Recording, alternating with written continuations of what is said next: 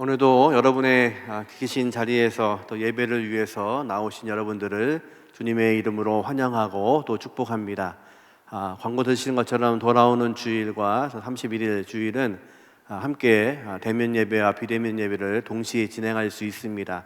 함께 오셔서 예배해 주시고, 또 광고 들으신 것처럼 마지막 주일은 2부 예배 때에 조경호 목사님 퇴임 예배를 겸해서 같이 하게 됩니다. 함께 기도해 주시고 또 동참해 주시면 감사하겠습니다. 오늘도 우리의 자리에서 또 영광 받으시고 또 우리의 기도에 응답하시는 하나님이 계신 줄로 믿습니다. 그래서 우리는 어려운 시기이지만 또 함께 예배하고 있지 못하지만 그럼에도 불구하고 여전히 우리와 함께 하시고 또 우리 안에 계시고 또 응답하시는 그분이 계시기에 오늘도 이 아침에 예배하는 이 시간이 귀한 줄로 믿습니다.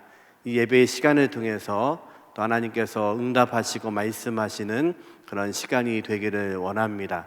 지난 주일 예수님의 기도에 대해서 같이 나누었습니다. 요한복음 17장은 이제 예수님의 마지막 고별 강화, 마지막 길을 설명하시고 17장에 예수님의 긴 기도의 제목을 설명하셨습니다. 예수님은 세 가지를 기도하셨습니다. 첫 번째는 자신을 위해서 기도하셨습니다. 자신이 이 십자가의 길을 갈 수 있도록 하나님께 자신을 영화롭게 해달라고, 그래서 이 십자가를 짐으로 인해서 하나님의 귀한 뜻이, 하나님의 계획이 이루어질 수 있게 도와주셔서 다시 내가 하나님께 그 영광을 돌리게 해달라고 자신을 위해 기도하셨습니다. 두 번째는 제자들을 위해서 기도하셨습니다. 이제 남겨질 그 제자들을 통해서 하나님의 말씀이 선포될 것이고 예수님의 증인으로 그들은 살아갈 것입니다. 이 땅에 살고 있기 때문에 핍박이 있을 것이고 어려움이 있을 것이고 또 마지막에는 그들이 다 순교할 제자들입니다. 그러기에 하나님은, 예수님께서는 그 제자들이 이 땅에서 세상의 유혹에 빠지지 않고 세상의 악에 속하지 않고 구별되어서 하나님께 영광 돌릴 수 있는 자들이 되게 해달라고, 이 땅에 보존될 수 있게 해달라고 기도하십니다. 마지막으로 이제 제자들을 통해서 전도되고 또 새롭게 신앙의 공동체가 될 교회, 그리고 저와 여러분을 포함한 모든 예수님의 제자들을 위해서 기도하십니다. 이제 이들이 예수의 이름을 알게 하시고 그리고 그 아들을 영접해서 하나님의 이름이 높아질 수 있게 해달라고 예수님은 기도하십니다. 요한복음에는 이 긴 기도의 내용들이 설명되어 있고 그 외에 있는 마태, 마가, 누가, 공관복음에는 이 기도가 등장하지 않고 겟세마네 마지막 기도가 등장합니다.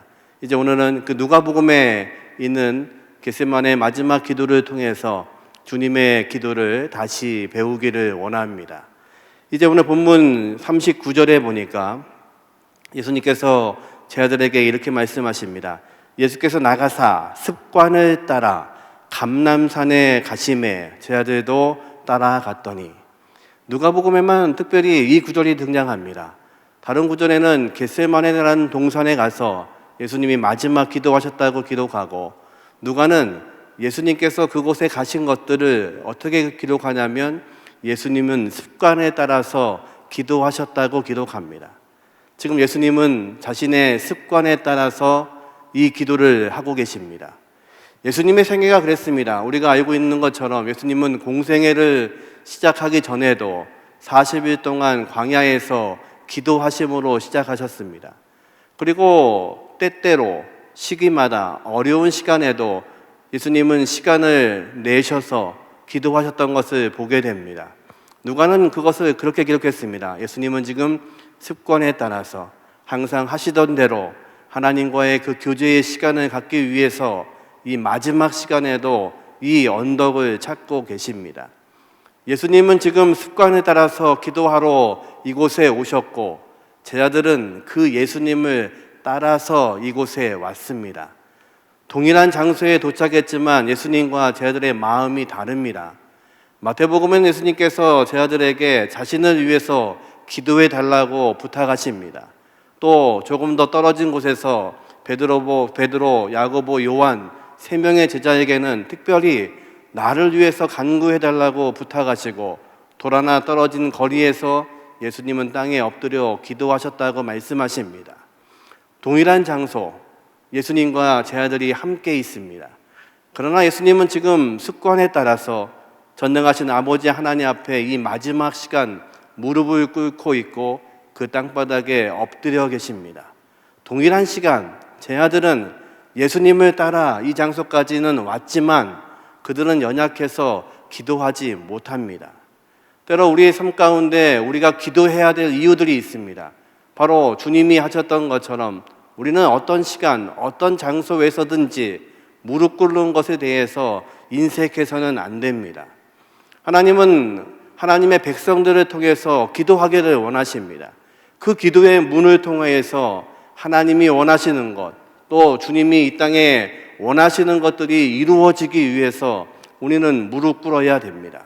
이제 예수님은 이곳에 함께한 자들에게 기도에 대해서 말씀하십니다. 40절에 보니까 그곳에 이르러 그들에게 이르시되 유혹에 빠지지 않게 기도하라 하시고, 예수님은 특별히 다른 복음서와 다르게 누가복음에는 먼저 제 아들에게 이렇게 말씀하십니다. 유혹에 빠지지 않도록 기도해라. 여러분에게는 유혹이 어떤 것입니까? 이 한 해에도 우리에게 어려움도 있고 고난도 있고 또 환난도 있을 것입니다. 또 유혹도 있을 것입니다. 우리의 삶 가운데는 이것이 계속해서 반복됩니다. 예수님도 첫 번째 기도, 광야의 40일 동안의 기도 동안에 마귀는 예수님을 유혹했습니다. 돌을 가지고 떡이 되어보라고 유혹도 하고, 또 예수님을 성전 꼭대기에 올려놓고 이곳에서 뛰어내리면 많은 사람이 내가 하나님의 아들인 것을 알게 될 거라고 유혹합니다. 어쩌면 그렇게 했으면 예수님의 사역이 이렇게 어렵지 않았을 것입니다. 어쩌면 그 성전에서 그 마귀의 유혹대로 뛰어내렸으면 그 마귀가 말한 대로 천사들이 예수님을 수종들고 그 발이 땅에 떨어지지 않도록 했을 것입니다. 그것으로 인해서 많은 사람들이 예수를 따랐을 것입니다. 아마 예수님은 이렇게 어렵게 공생애를 살지 않으시고 예루살렘의 큰 장소를 빌려서 임대해서 교회를 세우셨을지도 모릅니다. 그러나 예수님은 그렇게 사역하지 않으셨습니다. 그리고 말씀으로 그 유혹들을 이겼습니다. 누가복음에는 지금 예수님의 이 마지막 기도에 대해서 예수님이 먼저 당부하십니다. 너희가 유혹에 빠지지 않도록 기도하라고 말씀하십니다. 요한복음 16장 15절, 지난주에 같이 나왔던 말씀에는 제 아들을 향해서 예수님이 이렇게 기도하셨습니다. 내가 비옵는 것은 그들을 세상에서 데려가기를 위함이 아니요 다만 악에 빠지지 않게 보존하기를 위함이니이다. 예수님은 제 아들을 향해서 뭐라고 기도하셨냐면 이들이 이 땅에 남겨지게 될 것이기 때문에 하나님 이들을 보존하여 주옵소서, 이들을 남겨달라는 것입니다.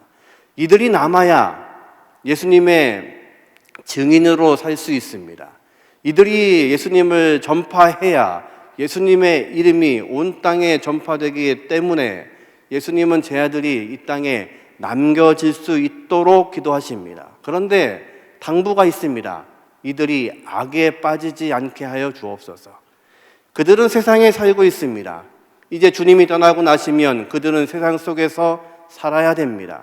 하지만 그들의 존재는 세상에 속해 있지 않고 하나님의 나라에 속한 자들입니다. 하나님의 자녀가 된 자들입니다.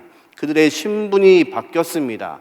그동안은 하나님을 향해서 기도할 수 없던 그들이 이제는 예수의 이름으로 아버지 하나님께 기도할 수 있는 새로운 관계가 형성되었습니다.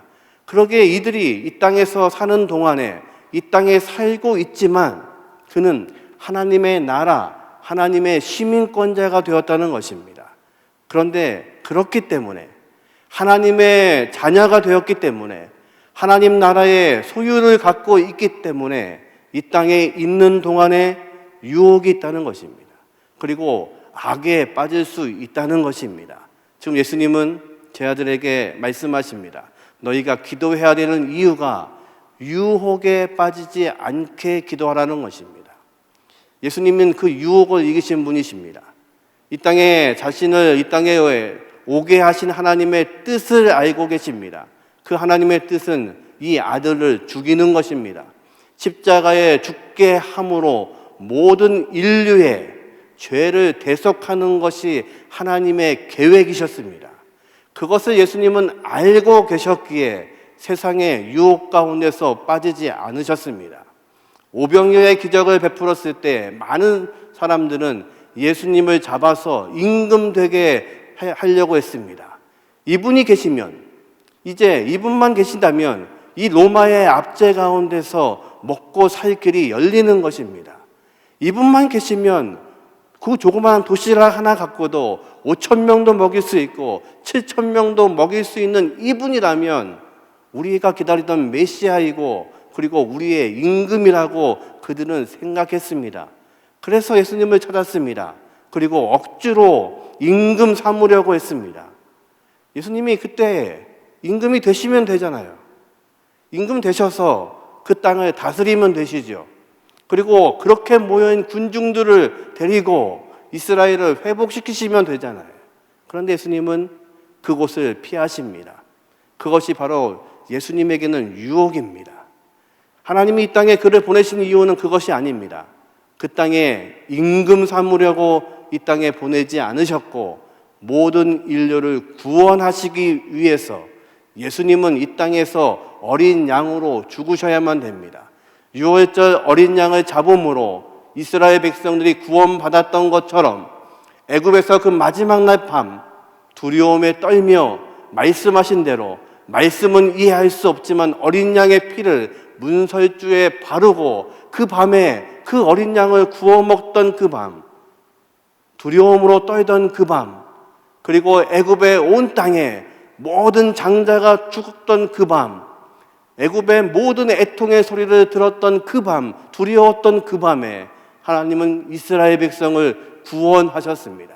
그것이 이 땅에 예수님을 보내신 사명이었습니다. 그러기에 예수님께서는 하나님의 사명을 이루시기 위해 그에게 벌어지는 많은 유혹들 가운데서 승리하신 분이십니다. 그러게 저희들에게 지금 당부하시는 겁니다. 너희는 세상의 유혹에 빠지지 않도록 기도해야 된다는 것입니다. 예수님이 이 땅에서 더 편하게 사역하시려고 했다면 종교 지도자들과 싸우지 않아도 됩니다. 그들과 적당하게 타협하시면 됩니다. 그들이 안식일에 병자 고치는 것을 싫어하십니다. 그러면 안식일에 안 고치시면 됩니다. 그 다음날 고치셔도 됩니다. 그러나 예수님은 그들의 눈에 드는 것이 문제가 아니라 하나님을 향해서 일하고 계십니다. 그들에게 말합니다. 안식일이 누구를 위해서 있느냐? 사람을 위해서 있는 것이냐? 하나님을 위해서 있는 것이냐? 지금 예수님은 지금 사람의 눈에 들려고 일하고 계시지 않고 하나님을 향해서 일하고 계십니다. 그러기에 번번이 그들과 부딪히는 것입니다. 성전에서 장사하고 있는 그들을 채찍을 만들어서 그들을 내쫓으십니다. 그렇게 안 하셔도 됩니다. 조용히 말씀하시면 됩니다. 여기는 하나님의 집이야, 기도하는 곳이야. 기도할 수 있도록 하면 돼.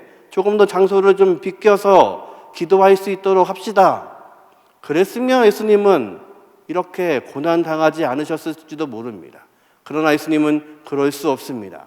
사람의 눈에 띄기 위해서, 사람을 위해서 지금 말씀하시는 것이 아니라 하나님의 뜻을 위해서, 하나님이 자신을 이 땅에 보내신 사명을 위해서 예수님은 채찍을 들고 계신 것입니다. 그리고 그들을 향해서 외칩니다. 독사의 자식들이라고 얘기하십니다. 너희가 성전에 예배는 하고 있으나 하나님의 마음에는 합하지 않고 있다고 말씀하십니다. 성전의 제사는 이루어지고 있으나 그러나 하나님은 그 제사를 받고 있지 않다고 말씀하시는 것입니다. 그러기에 그 성전의 제사를 완성하기 위해서 예수님은 십자가에서 죽으셔야만 했습니다. 그것이 예수님에게는 유혹입니다. 그 십자가를 지지 않고 그들과 잘 타협하고 많은 사람들과 함께 하실 수 있었습니다. 또 십자가에서 그들이 조롱하는 것처럼 십자가에서 내려와 봐라. 그러면 우리가 믿겠다. 예, 예수님은 가능하신 분이십니다. 그분이 하나님이시기 때문에 그렇습니다. 그러나 주님은 그러실 수 없습니다. 하나님의 계획과 하나님의 뜻과 하나님의 꿈을 알고 계시기에 그러실 수 없습니다. 이제 예수님은 제 아들에게 그것을 말씀하시는 겁니다. 유혹에 빠지지 않기 위해서 너희는 기도해야 된다. 저와 여러분에게 유혹은 무엇입니까? 이 한해 어쩌면 많은 사람들에게 인정받는 것이 우리의 생각인지도 모릅니다. 빨리 코로나가 없어지고 내 경제적인 삶이 다시 부유해지는 것이 유혹인지도 모릅니다. 어쩌면 목사들에게는 빨리 회복되어서 다시 성전에 성도들이 꽉꽉 들어차는 것이 꿈인지 모릅니다. 근데 그 모든 것들이 코로나라는 상황 가운데 하나님은 그 예배당들을 다 비우게 만드셨습니다. 왜 그러셨을까요? 아마도 우리에게 지금 말씀하시는 겁니다. 어쩌면 그것이 우리에게는 유혹이었는지 모릅니다. 우리의 욕심과 우리의 욕망이었는지 모릅니다. 새로운 담임 목사가 되어서 성전이 꽉 차면 좋겠습니다. 예배당이 꽉 차면 좋겠습니다. 발 디딜 틈이 없으면 좋겠습니다. 어쩌면 그게 제 욕심이고 욕망이었는지 모릅니다. 주님은 지금 말씀하십니다. 욕심을 위해서, 욕망을 위해서 유혹에 빠지지 않도록 너희는 무릎 꿇어야 된다. 어쩌면 이 한 해에 우리에게 하시는 말씀입니다. 우리의 삶 가운데 우리가 사람을 위해서, 사람 보이기 위해서, 또 많은 것들을 위해서 무릎 꿇고 있다면 왜 우리가 무릎 꿇어야 하는지를 예수님은 이 마지막 시간에 제 아들에게 가르치시는 것입니다. 베드로는 예수님을 따르겠다고, 모든 사람이 다 버려도 나는 주님을 버리지 않겠다고 호언장담했던 자입니다. 그가 예수님을 모른다고 저주하고 모른다고 부정했던 사람입니다. 3번씩이나. 유다는 예수님을 은 30에 팔아먹었습니다. 두 사람의 죄가 경중을 가리지 못할 정도로 똑같습니다. 그런데 다른 것이 있습니다. 베드로는 주님이 찾아오셨을 때 부활하신 주님이 그에게 물으십니다. 널 나 정말 사랑하느냐? 베드로가 말합니다. 주님이 아십니다. 내 양을 먹여라. 너 나를 사랑하냐? 예, 제가 예수님을 사랑합니다. 내 양을 쳐라. 또 물으십니다. 너 나 사랑하느냐? 베드로가 말합니다. 내가 주님을 사랑하는 거 주님이 아십니다. 베드로는 철저하게 넘어졌던 사람입니다. 그런데 사람의 눈으로 다시 회복하지 않고 주님의 말씀으로 회복하고 있습니다. 부족합니다. 예수님을 모른다고 계집종 앞에서 부인하고 저주했던 자입니다. 그러나 그는 예수님 앞에 서 있는 것입니다. 예수님이 주시는 새로운 사명, 그것을 위해서 이제 말씀하신 것처럼 그는 주님을 향해서 목숨을 내어놓는 제자가 되었습니다. 세상의 유혹에 빠졌던 자입니다. 내 목숨 때문에 내 주님을 모른다고 외쳤던 사람입니다. 그러나 다시 주님 앞에서 회복되고 있습니다. 유다도 후회했습니다. 내가 내 주인을 팔아먹은 것, 예수님을 배반한 것, 그는 후회했습니다. 은 30을 다시 도로 가지고 왔습니다. 내가 다시 할 수 없다는 것입니다. 그러나 그 돈은 이미 지불되었고 받지 않습니다. 그것을 성전에 뿌려놓고 유다는 스스로 목을 메어 죽었습니다. 사람이 더 중요한 겁니다. 내가 예수를 팔아먹었고 예수를 판 제자이고 다시 돌아갈 수 없고 그 사람들 앞에 설 수 없는 겁니다. 사람을 보기에 그는 다시 돌아오지 못했습니다. 베드로는 철저하게 예수님을 모른다고 배반했지만, 예수님이 누군지 모른다고 저주했지만 그는 다시 주님 앞에 고개를 숙이고 있는 것입니다. 예수님 말씀하십니다. 너희가 기도해야 되는 이유는 유혹에 빠지지 않도록 기도해야 된다. 저와 여러분에게는 이 한 해에도 많은 유혹의 거리들이 있습니다. 그 유혹 때문에 어쩌면 주님을 모른다고 배반할지도 모릅니다. 어쩌면 내 욕심, 내 욕망을 향해서 더 나아갈지도 모릅니다. 그것을 선택하게 될지도 모릅니다. 그러나 여전히 주님은 우리를 위해서 죽으셨고 우리를 바라보고 계십니다. 그것이 주님의 방법이십니다. 어찌 보면 예수님의 방법은 대단히 무능한 방법입니다. 예수님이 십자가에 죽으신 것은 무능한 방법입니다.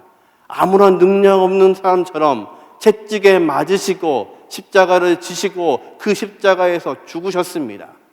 온갖 비록 모욕을 당하십니다. 침뱉음을 당하십니다. 그럼에도 불구하고 그분은 그곳에서 우리를 위해서 죽으십니다. 어쩌면 가장 미련한 방법인지 모릅니다. 예수님이 택하신 그 제자들은 예수님은 모른다고 다 도망갑니다. 그 제자들을 통해서 예수님은 일하시겠다는 것입니다.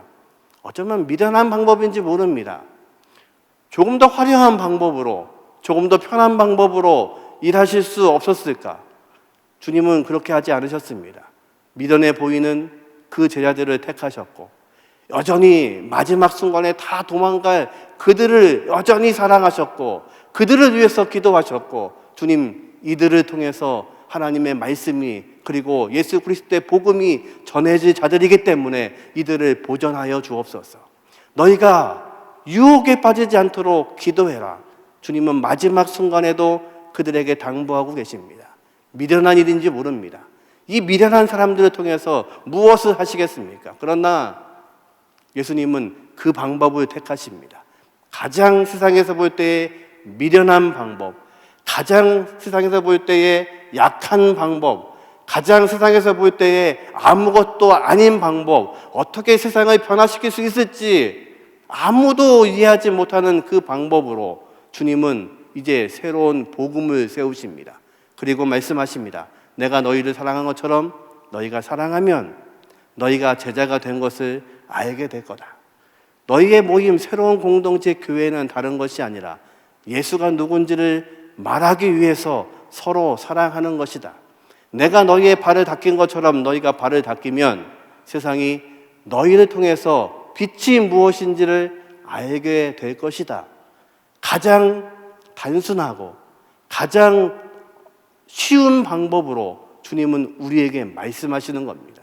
그걸 통해서 예수님의 복음은 우리에게까지 도달했고, 그 미련한 방법, 그 약한 방법이 우리를 통해서 또 전해지고 있습니다.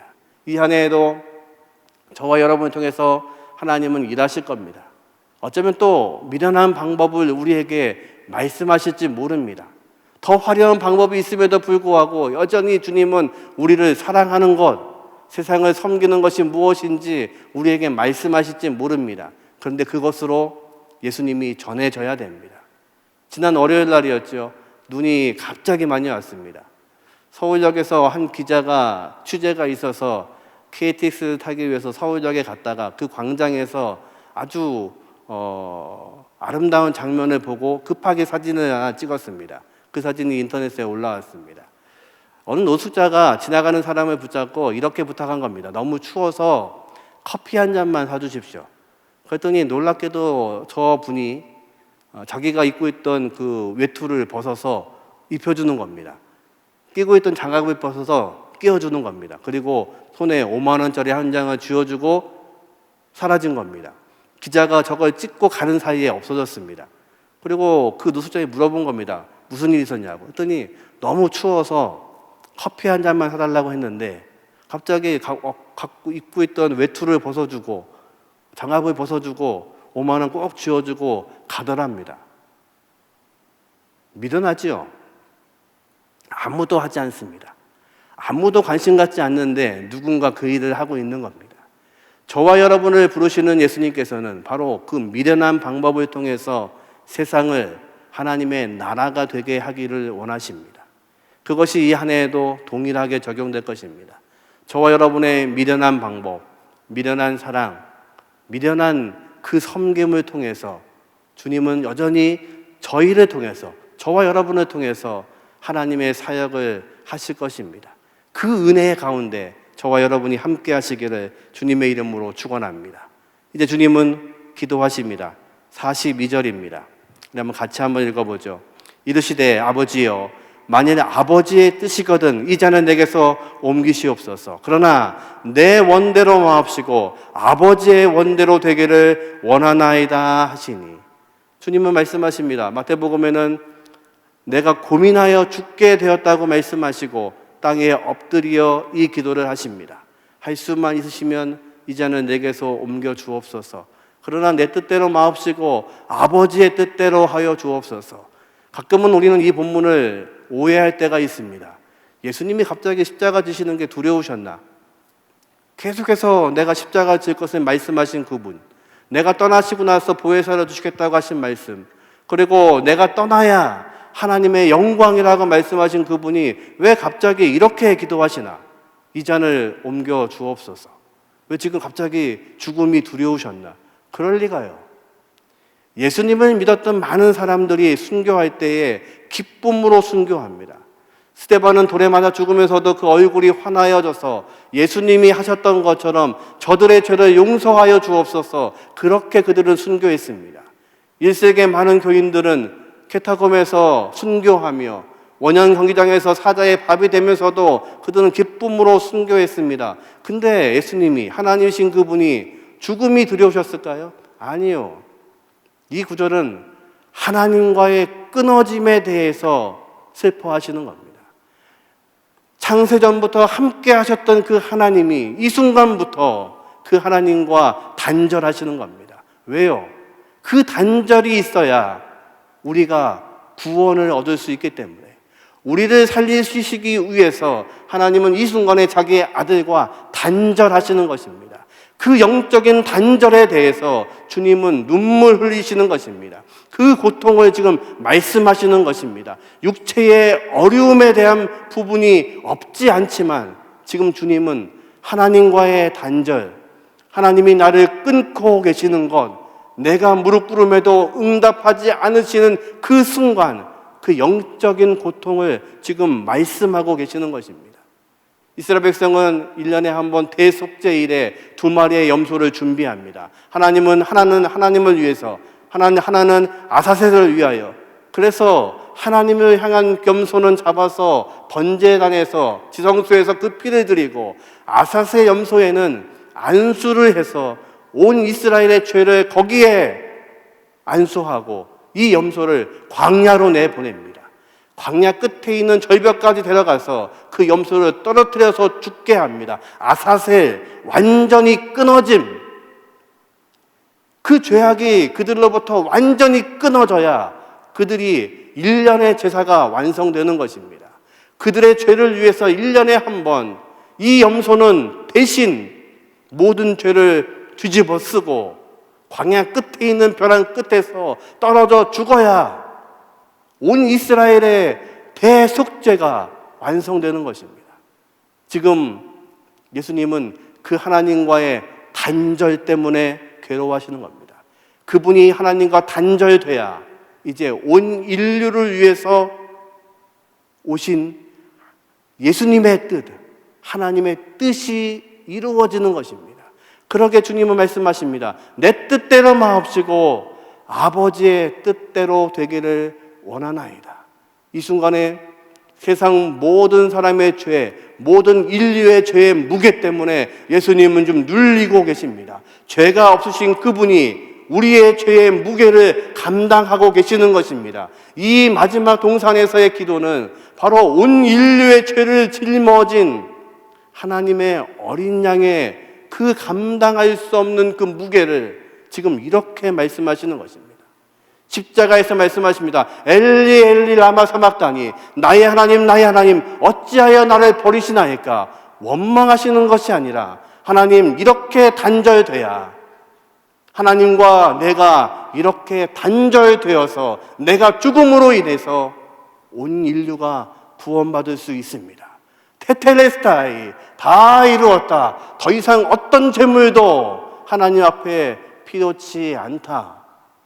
이제는 어떤 재물이 필요하지 않고 내가 죽음으로 하나님의 아들이 하나님과 끊어져서 완전히 죽게 되므로, 아사셀 염소가 그 절벽에서 떨어져 죽음으로 이스라엘 백성의 죄가 용서되었던 것처럼 이제 주님께서 완전히 주님과 하나님과 분리되는 그 순간 주님은 다 이루었다고 말씀하십니다. 그것이 바로 우리에게 은혜입니다. 겟세마네, 이 뜻이 여러분이 아시는 것처럼 기름틀이라는 뜻입니다. 지금도 이스라엘의 이 지역에 가면 겟세마네 교회가 세워져 있는데 그 교회의 건물에 이런 조각이 하나가 붙어 있습니다. 예수님이 기도하시는 조각입니다. 우리가 알고 있는 겟세마네 동산의 많은 기도의 제목, 기도의 그림들과는 조금 다릅니다. 마치 가죽만 남은 것 같은 예수님의 모습이죠. 저곳이 원래 기름을 짜는 곳입니다. 기름을 어떻게 짜냐면 올리브 열매를 다 모아서 그것을 진익입니다. 그리고 푸대에 놓고 저렇게 큰 바위 위에 올려놓습니다. 그리고 더 큰 무게의 돌로 위에서 진 누릅니다. 그래서 거기서 짜지는 것이 감람류, 올리브 기름입니다. 그러면 처음 나온 기름은 성전에 하나님을 향해서 바치는 기름으로 씁니다. 더 큰 돌을 위에 올려놓고 또 두 번째 짠 기름은 이제 생활에서 먹는 기름으로 씁니다. 마지막에 더 큰 돌을 올려서 마지막까지 완전히 짜낸 그 기름으로 약품을 만들고 화장품을 만듭니다. 그러고 나면 올리브는 감람류 열매는 완전히 찌끄러기만 남습니다. 조금 전에 본 그 돌에 예수님처럼 완전히 인류의 죄악에 눌려서 주님은 모든 것을 다 쏟으시고 겉껍데기만 남아버렸습니다. 그래서 저 교회의 저 그림은, 저 형상은 껍데기만 남은 예수님을 거기에 형상화시켜 놓았습니다. 주님이 말씀하십니다. 44절입니다. 예수께서 힘쓰고 애써 더욱 간절히 기도하시니 땀이 땅에 떨어지는 핏방울 같이 되더라. 주님이 이 기름틀 겟세마네 이곳에서 모든 것을 다 내어놓으십니다. 모든 것을 다 기름 짜듯이 내려놓습니다. 그리고 마지막 한 방울 한 방울 온 인류를 위해서, 저와 여러분을 위해서 흘려 내려놓으십니다. 그리고 그것을 위해서 간절히 기도하십니다. 이제 이 영광을 위해, 하나님이 나를 이 땅에 보내신 이 영광을 위하여 마지막까지 모든 것을 내어주실 그 주님이 이 기름틀 겟세마네에서 이제 기름이 다 짜지고 남은 껍데기만 남는 것처럼 이제 주님이 그것을 감당하시는 겁니다. 그리고 말씀하십니다. 아버지의 뜻대로 되기를 원하나이다. 요한복음 17장 1절에는 예수님이 이렇게 기도하셨습니다. 예수께서 이 말씀을 하시고 눈을 들어 하늘으로 이르시되 아버지여 때가 이르렀사오니 아들을 영화롭게 하사 아들로 아버지를 영화롭게 하여 주옵소서. 예수님은 내가 십자가를 질 수 있도록 하나님 나에게 영화롭게 하시고 이 십자가를 완성함으로 하나님께는 영광이 되게 하여 주심으로 온 인류가 하나님의 자녀, 하나님의 백성으로 설 수 있게 하여 주옵소서. 이것이 주님의 기도이셨습니다. 이 한 해 저와 여러분은 무엇으로 사시겠습니까? 이 한 해에 저와 여러분은 어떤 기도의 제목으로 무릎 꿇으시겠습니까? 저와 여러분은 어떤 욕망으로 이 한 해도 살아가시겠습니까? 이제 하나님은 자신의 아들을 마치 껍데기만 남겨놓듯이 다 쥐어 짜서 그것으로 우리를 구원하셨습니다. 그리고 기도하라고 말씀하십니다. 세상의 유혹에 빠지지 않도록 너희는 기도해야 된다고 말씀하십니다. 주님은 그 유혹을 이기시고 십자가를 지셨고 십자가를 완성하셨고 십자가에서 승리하셔서 저와 여러분의 구주, 구세주가 되셨습니다. 이제 그 주님이 우리와 이 한 해에도 함께 하시겠다고 약속하십니다. 참으로 어려운 시기를 우리는 겪고 있습니다. 아마도 예수님의 이 마지막 겟세마네 동산의 기도는 아마도 인간적으로 가장 힘들었던 시간이었을 겁니다. 십자가를 앞두고 마지막 8분 능선쯤 되는 시간이었습니다. 등산해 보신 분들은 아시죠? 그것이 제일 힘든 시간입니다. 마지막 8분 능선 다 올라간 것 같은데 아직 남아있는 그 고지, 내려가기는 너무도 아까운 그 고지, 그것을 향해서 우리는 달려가고 있습니다. 지난 한 해 우리는 너무도 힘든 시간들을 겪었고 지나왔습니다. 어쩌면 이 한 해 동안에 더 마지막으로 이 힘든 고비를 우리는 넘어야 할지도 모릅니다. 그런데 감사한 것은 우리 주님이 그 길을 먼저 가셨습니다. 그리고 저와 여러분을 살리시기 위해서 마지막 그 십자가에서 모든 것을 이루셨습니다. 저와 여러분은 알고 있습니다. 이미 이루신 하나님, 그리고 모든 것을 이루어 놓으신 하나님의 능력을 알고 있습니다. 어떤 신학자는 말했습니다. 우리의 인생은 이미 마침표가 찍혀져 있다. 저 하늘과 저 땅, 하나님의 나라, 그것이 우리의 것입니다. 그것은 우리에게 마침표입니다. 마침표를 향해서 우리는 걸어가고 있습니다. 올해가 어쩌면 8분 능선의 가장 어려운 시기일지도 모릅니다. 그런데 우리가 혼자이지 않음을 기억하시기를 주님의 이름으로 축원합니다. 주님이 함께 하십니다. 주님이 그 고통을 아셨습니다. 주님이 모든 것을 물과 피를 흘리시기까지 저와 여러분을 사랑하셨고 우리의 약함과 어려움을 아셨습니다. 이 한 해에 세상의 유혹이 아닌 그 십자가를 바라봄으로 그것이 저와 여러분의 능력이 되게 하시는 은혜가 있기를 주님의 이름으로 축원합니다. 우리 같이 찬양하겠습니다. 455장 주님의 마음을 본받는 자, 주님의 마음을 본받을 수 있는 또 이 한 해에 또 우리의 기도의 제목들이 되기를 원합니다. 같이 찬양하고 축도받도록 하겠습니다.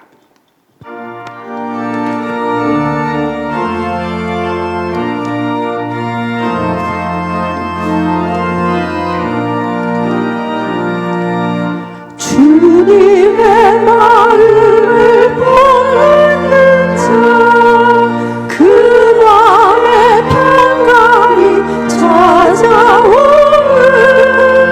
험악한 세상을 이기는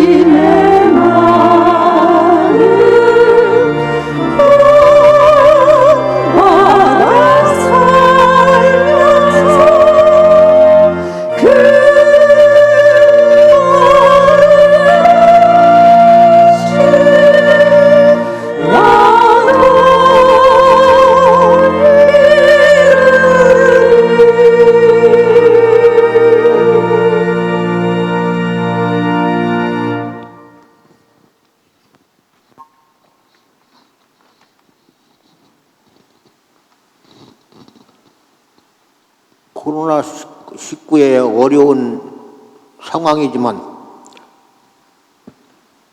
대형교회 모든 성도들이 예수 그리스도 안에서 예수님의 사랑으로 충만하고 예수님에 대한 믿음으로 충만하고 하늘의 천국의 소망으로 충만하여 예수 그리스도의 형상을 닮아가는 모든 성도들이 되게 하여 주셔서 하나님 앞에 영광을 돌리는 귀한 아름다운 성도들이 되게 하여 주시옵소서. 영혼이 잘되고 범사가 잘되고 영육간에 강건한 모든 성도들이 돼서 하나님의 영광을 찬양하는 귀한 성도들이 되게 하여 주시옵소서. 이와 같은 마음의 소원을 갖는 모든 대형교회 성도들에게 지금은 하나님 아버지의 극진하신 사랑하심과 이 땅 위에 친히 인간의 몸을 입고 오셔서 우리의 죄악을 담당하신 예수 그리스도의 사랑하심과 우리 심령 속에 찾아오셔서 우리를 진리 가운데로 생명 가운데로 천국으로 인도하시는 성령님의 놀라우신 은혜가 영원토록 우리 대형교회 성도들에게 함께 하시옵기를 우리 주 예수 그리스도 이름으로 간절히 축원을 드립니다. 아멘.